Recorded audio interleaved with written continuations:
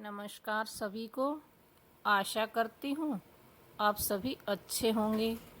तो आज की कहानी बहुत ही इम्पोर्टेंट है, ध्यान से सुने। ये कहानी 15 मिनट आप सावधानी से सुन लेंगे तो आपको अपने मानव जीवन का रहस्य समझ में आ जाएगा कि तुम मानव क्यों हो, तुम यहाँ कैसे आए, तुमने क्या झेला। सिर्फ 15 मिनट। जो पहले राजा की बेटी हो, योगी की पत्नी हो और भगवान की माँ हो, उसके भाग्य का वर्णन कौन कर सकता है। दूसरा, कृपया भगवान है ठाकुर जी कि पहली वो तुम्हें मानव बना दे। दूसरा, मानव योनि में तुम्हें भगवान में पहुंचा दे। धन्य है रे कलयुग का मानव। इसे घास दे तो भी खा ले और मांस दे तो भी खा ले। इसने अपने खाने का धर्म बदल ही लिया। अब इससे कुछ भी खा लो, खा लेना, ये मान लिया कि किसी के लिए नहीं करना, इसलिए इस पर कलयुग हावी है। नारायण जी की नाभि से कमल में से ब्रह्मा जी के द्वारा सृष्टि का निर्माण हुआ। मनुष्य इत्यादि पृथ्वी के पहले मानव हुए। सनकादिक ऋषि सबसे पहले मानस पुत्र हुए।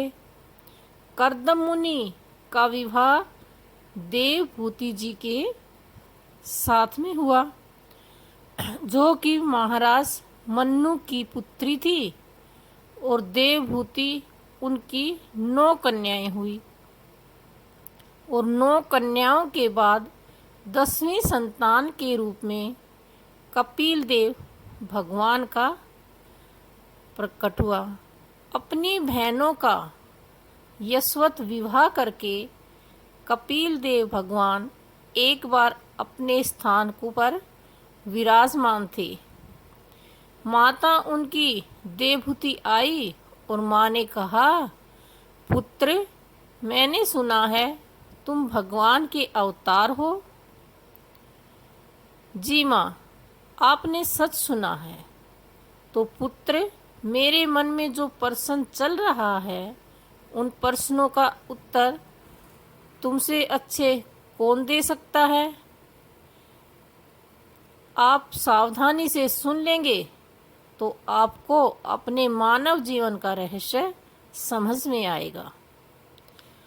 हमको और किसी से बात करने की बजाय इस कथा को पूरा फोकस करना चाहिए और ध्यान से सुननी चाहिए। माँ ने कहा, पुत्र, मेरे समान सौभाग्यवती स्त्री ब्रह्मांड में कोई नहीं। इस पृथ्वी के पहले राजा की पुत्री हूँ। मेरा नाम राजकुमारी। मैं देवभूमि हूँ। अपने राजा की पुत्री हूँ, महाराज मन्नु की। और मुझे पति ऐसा मिला जो योगी है। आजकल की पत्नियों को पति वियोगी नहीं मिलता, भोगी मिलता है। जिस स्त्री को पति सुयोग्य मिल जाए, चरित्रवान मिल जाए, तो स्त्री भाग्यवान होती है। पर आजकल के पति कैसे हैं? यूं, वो बेरी बेर मेरा पति ऐसा है। योगी और मेरा पुत्र कौन है? भगवान, जो पहले राजा की बेटी हो, योगी की पत्नी हो और भगवान की माँ हो, उसके भाग्य का वर्णन कौन कर सकता है। लेकिन इसके बावजूद भी मेरी इंद्रियां मुझे स्पष्ट नहीं होने दे रही। इतना सब पाने के बाद भी मेरी इंद्रियां तृप्त नहीं। कपिल देव भगवान कहते हैं, माँ, आपने जगत के कल्याण के लिए बहुत सुंदर प्रश्न किया है। यह जो प्रश्न मानव जाति के लिए बड़ा गजब का है। हाँ, यह मानव जीवन बहुत सरल नहीं, दुर्लभी मानसों देह है। नाम क्षण भर इस संसार में सबसे मुश्किल अगर कोई जीवन है तो वो है मानव जीवन।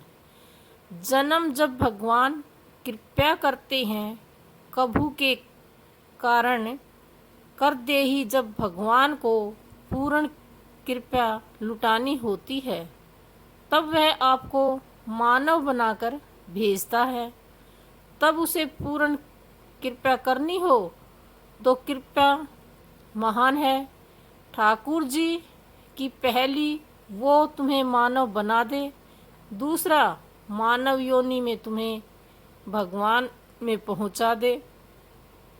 ये दो चीज़ें, ये सबसे बड़ी कृपा है ठाकुर जी की। अब सुनिए, मानव या मानव जन्म कोई सरल नहीं, आसान नहीं। जब व्यक्ति गर्भ में होता है तो वो इतने कष्ट उठाता है, लेकिन माँ को याद है। किसी नॉर्मल डिलीवरी जिसकी हुई है उस माँ से पूछो, वो दर्द बताएगी कि क्या दर्द होता है। उस समय माँ कसम खा लेती है कि हे भगवान, मेरे प्राण बचा लो, अब मैं कभी माँ नहीं बनूंगी। कसम खाती है। क्यों? इतना दर्द होता है उसे, और यही सेम दर्द मृत्यु के समय भी होता है। हर मनुष्य को सेम। सबसे पहले बाड़ियाँ लोप हो जाती है, और जब बाड़ियाँ लोप हो जाती है तो चीख निकलती है, आवाज़ निकलती है, और दर्द भयानक होता है। 1000 बिच्छू डंक मार दें, कितना दर्द होगा सोच सकते हैं। वो चीखता है, चिल्लाता है, लेकिन उसकी आवाज़ कोई नहीं सुनता। यमराज के दूत कहते हैं, जीवन भर भजन नहीं किया, अब चीख रहा है, तेरी आवाज़ कोई सुनेगा नहीं, हमने तुझे गूंगा कर दिया। अरे भाई, मुझे छोड़ दो। बोले, कोई नहीं छोड़ने वाले। तब उस व्यक्ति का मल मूत्र भी बिस्तर में ही निकल जाता है, उस दर्द को सहते सहते। और जब उसके प्राण निकलते हैं, माँ, मानव जीवन बहुत मुश्किल से मिला है। मानव को इतने कष्टों से 84 लाख योनियों के एक एक संकेत को एकत्रित करके मानव जीवन मिला है। और मानव जीवन सिर्फ इसलिए मिला कि हम बार बार जन्म और मरण के छुटकारे को प्राप्त कर लें। एक ही बार में एक बार ऐसे मरो, फिर मरना ही ना हो। दोबारा मरना पड़े तो उसके लिए क्या करना है? बोले, एक बार काम करना है। जीवन मरण ये सब का चक्कर एक जिम्मेदारी एक है। ध्यान से सुनो। जीवन मरण के चक्कर का जिम्मेदार एक ही है। वो कौन है? एक उदाहरण के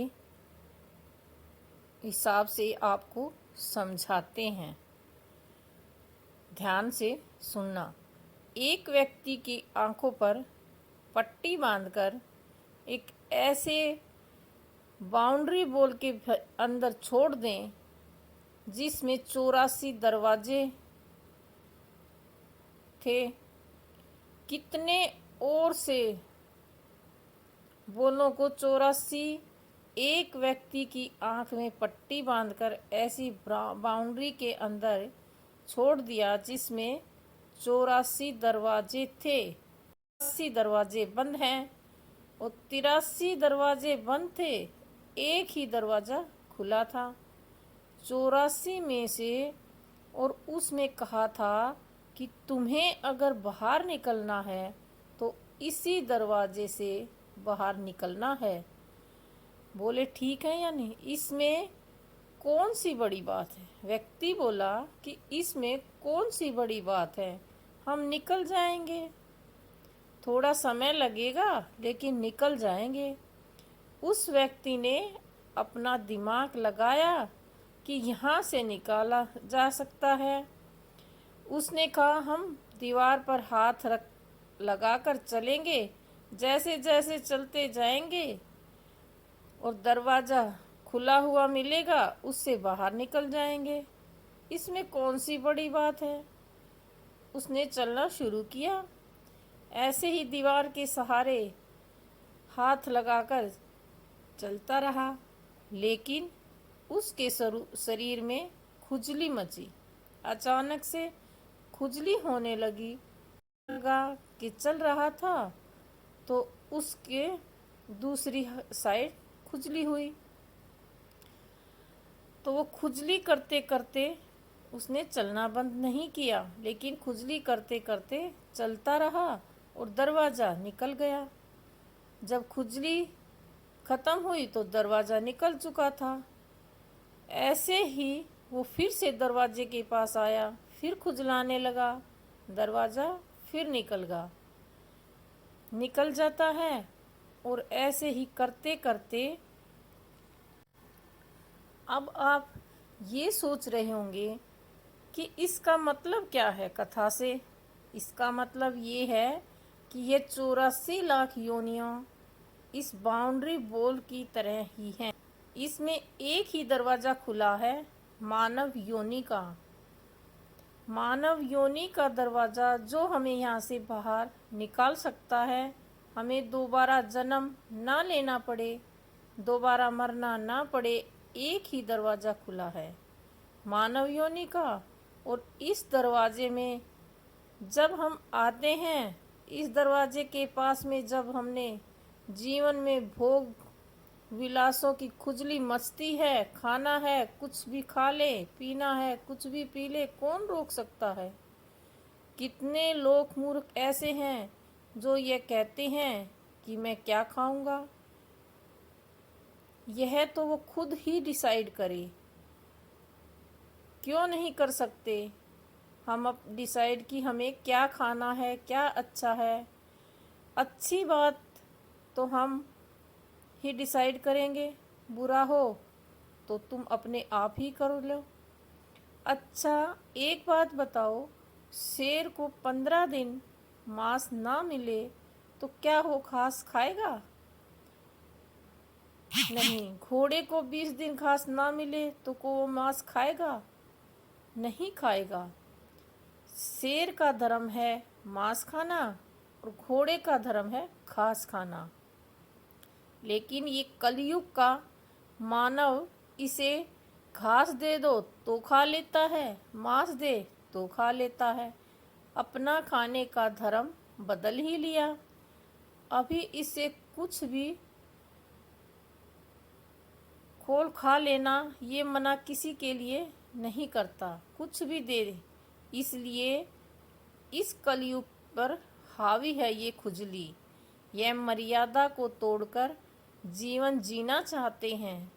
हम कोई मर्यादा का पालन नहीं करना चाहते। कुछ भी खिलाओ, कुछ भी कहीं भी ले जाओ, कुछ भी पिलाओ, कुछ करवाओ, लेकिन इससे सिर्फ और सिर्फ यह भोग विलासों की खुजली है जिसके कारण जीवन का पतन हो रहा है। और जीवन का पतन होगा तो क्या होगा? पूर्वतम जन्म, पूर्व जन्म, बार बार जन्म, बार बार मरना। इससे छुटकारा मिलने वाला नहीं है। छुटकारा कब मिलेगा? हरे नाम, हर नाम केवल कलो नाथ, वही खाओ जो भगवान को खिला सको, वही पियो जो भगवान को पिला सको, जिसे देखकर भगवान प्रसन्न हो, वही बोलो जिसे सुनकर भगवान प्रसन्न हो, और वही देखो जो तुम्हें सिर्फ देखने के बाद भगवान की याद आए। तो अगर ऐसे जीवन में मन लगा लोगे तो इसी जन्म में ठाकुर जी मिलेंगे और इसी जन्म में तुम्हारा कल्याण होगा, कोई रोक नहीं सकता।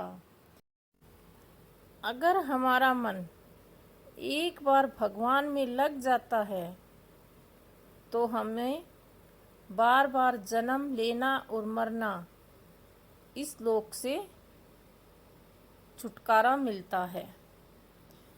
अगर वीडियो पसंद आई है तो प्लीज़ चैनल को सब्सक्राइब करें, लाइक करें और शेयर करना ना भूलें।